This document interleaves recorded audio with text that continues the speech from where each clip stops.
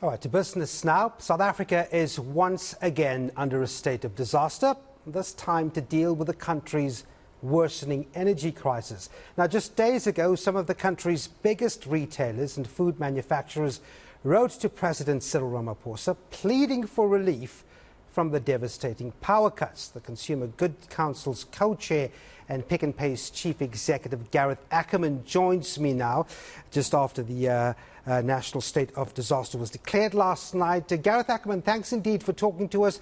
Just looking at the trading statements of some of the big retailers and manufacturers, including that of Pick n Pay, tens of millions being spent on diesel, refrigeration problems in the storage chain, high costs elsewhere. As a sector, are you satisfied with the President's response to the crisis last night? Good evening. So just corrected, I'm the chairman of Pick n Pay, but I'm speaking as the co-chair of the Consumer Goods Council of South Africa. But I think to answer the question, we are obviously as an industry very unhappy with the diesel costs, the load shedding consequences of it. And so when you look at the SONA last night, they said all the right things. The problem is that there isn't a delivery plan. And there's been lots of plans put in place, but someone who knows how to fix the electricity problem, go and find the best person in the world, bring them in, possibly put them at a DG level, but deal with an engineer. We don't need a politician anymore to deal with the electricity issue. They've had their chance. We need to actually get someone to actually fix things. And one understands why you would prefer that hands-on approach, because when you penned the letter, you made it quite clear that consumers will face higher prices and supply issues if the situation does not change. Presumably, you still feel that the threat is there? Oh, absolutely. I think the big issue is we have not seen the inflation cycle yet as a result of load shedding at the consumer level. The retailers are very, very competitive in South Africa and have not been passing on a lot of those costs to the consumer, as you can see by the trading statements of the major retailers over the last couple of weeks, which are showing the huge cost of the diesel and the cost of that on the business. We're going to see, I think, in the next year, some pretty serious price increases, which are going to have to be passed on to the consumer. The other thing in the country is we're already starting to see shortages in certain areas and certain staples and foodstuffs. This is going to exacerbate over the next year. And food security is a critical issue in South Africa. If we have food insecurity, we could end up in a case of further unrest, further insurrections as we had in Durban about 15, 16 months ago. And we as a country cannot afford that. We need to make sure that the people in South Africa get food at an affordable price. And if we can get that as an industry and as a country, and we need it to be a partnership between governments and the industry, we believe that we can prevent any of those potential problems that could face us coming forward. And that's a worrying forecast, isn't it, Mr. Ackerman?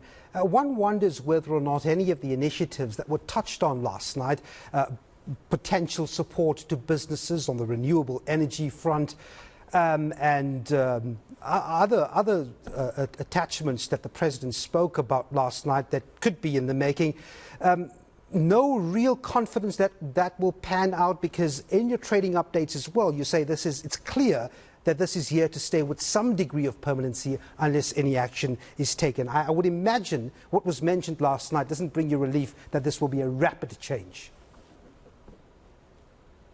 I think it could be a fairly rapid change if the correct delivery mechanisms are put in place by government, working with industry, and industry is prepared to help and assist to make things happen. But government's got to actually realize as well that it's a two-way street. You know, just as a small example, which I've been quoting, is if you look at a number of smaller towns in South Africa are struggling with water, their reticulation, their sewerage is broken and not working. We're seeing potholes, we're seeing damage to infrastructure. Businesses prepare to get involved and help. And in return, what we ask for is a rebate on the rates in those towns where we've actually put the money in. We don't want business to be double taxed. There's enough taxation that's being paid at the moment. But we can use that money cleverly, more effectively, and at the same time help reduce unemployment and reduce growth, increase growth in those smaller towns by just doing things differently.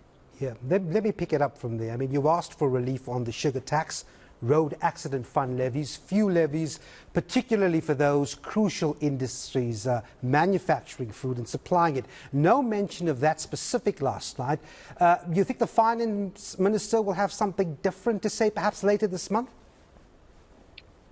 We hope so. Through NEDLAC and through BUSA, we have actually made presentations to the finance ministry, and we're waiting a response for it. We've said they've told us the response is going to come in the budget. We live in hope, and we'll wait to see. We think it's critical that they've got to do something stimulatory to the economy to help get it up and running and going, reduce the cost to business.